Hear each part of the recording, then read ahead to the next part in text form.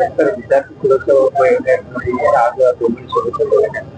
आज आपण या ठिकाणी सुरक्षित विद्यार्थी, सुरक्षित शाळा आणि सुरक्षित प्रवास या टॅगलाईनच्या अनुषंगाने आपण या डोंबिवली उपविभागामध्ये एक मार्गदर्शन परिषद आयोजित केलं होतं. त्याला आपण पाहत असाल की प्रशासकीय अधिकारी ज्यामध्ये केडीएमचे अधिकारी असतील, विस्तार अधिकारी असतील, गट विकास अधिकारी असतील, त्यानंतर आरटीओचे अधिकारी असतील, हे सगळे उपस्थित होते. नंतर या डोंबिवली विभागातील सर्व स्कूल असतील, त्यामुळे प्रायमरी स्कूल आहे, हायस्कूल असतील, त्यांचे सगळ्यांचे स्कूलचे प्रतिनिधी आणि त्याचबरोबर स्कूल व्हॅनचे चालक मालक यांचे प्रतिनिधी हे सगळे उपस्थित होते. आणि आपला तोच प्रयत्न आहे की यापूर्वी आपण 2 दिवसापूर्वी कल्याणमध्ये हे आपलं शिबिर आयोजित केलं होतं आणि त्या शिबिराला खूप चांगला प्रतिसाद मिळाला होता.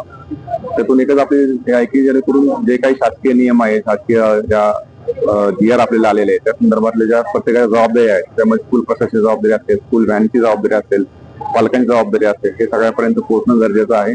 त्याचाच एक भाग म्हणून आज आपण या शिबिर आयोजित केलं होतं आणि याच्यामध्ये सगळं कायदेविषयक असेल, सायबर विषय असेल, हे सुद्धा या ठिकाणी माहिती देण्यात आलेली आहे.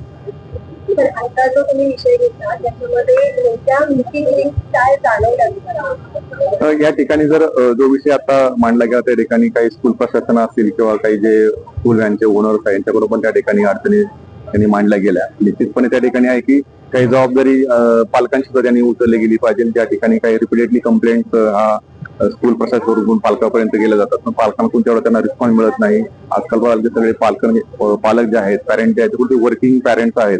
त्यामुळे आपल्या मुलांकडे आपल्याला किती वेळ दिला जातो की आपला मुलगा ज्या स्कूल बसमध्ये किंवा ज्या रिक्षामध्ये किंवा व्हॅनमध्ये आपल्याला स्कूलला जात आहे तो व्यवस्थित जात आहे का, व्यवस्थित त्या ठिकाणी पोहोचत आहे का, तिथे काही अडचणी आहेत का, ड्रायव्हरच्या बाबतीत काही अडचणी आहेत का, त्याबाबत पालकांनी सुद्धा कुठेतरी सतर्क राहिला पाहिजे. जेणेकरून जर एखादी अप्रिय घटना त्या ठिकाणी एखादी घडायची असली त्याकरता ती घडू नये याच्याकरता पालकांनी सुद्धा सतर्क राहणं गरजेचं आहे.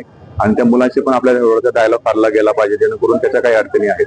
आज आपण या ठिकाणी पाहतो की आरटीओ डिपार्टमेंटने अतिशय चांगल्या अशा सुंदर अशा व्हिडिओ क्लिप तयार केलेले आहेत. त्याच्यामध्ये सगळ्याबद्दलची माहिती त्यामुळे परिपूर्ण अशी माहिती दिली गेलेली आहे. आणि त्या माहितीपर्यंत आम्ही या सगळ्या क्लिप ज्या आहेत त्या आपल्या मार्फतीने, मीडियाच्या मार्फतीने आणि सगळ्या पोलीस प्रशासनापर्यंत आम्ही त्या पोहोचवलेल्या गेलेल्या आहेत. जेणेकरून एक चांगला अवेअरनेस मुलांच्या पर्यंत जाईल आणि आपण जे काही चांगले इन्फॉर्मेटिव्ह व्हिडिओ जे आहेत त्या माध्यमातून सगळ्यांपर्यंत पोहोचतील असा आमचा प्रयत्न आहे. ग्रामीण पक्षाला हे चाललेलं आहे